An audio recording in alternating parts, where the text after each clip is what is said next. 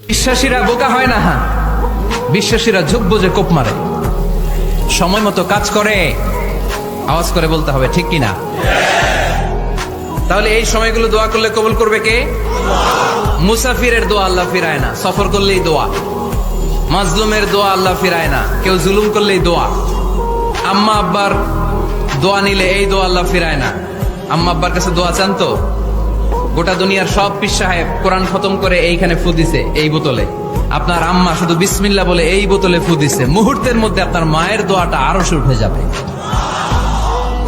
এজন্য আব্বা আম্মার কাছে দোয়া চাবো, রাজি আছেন?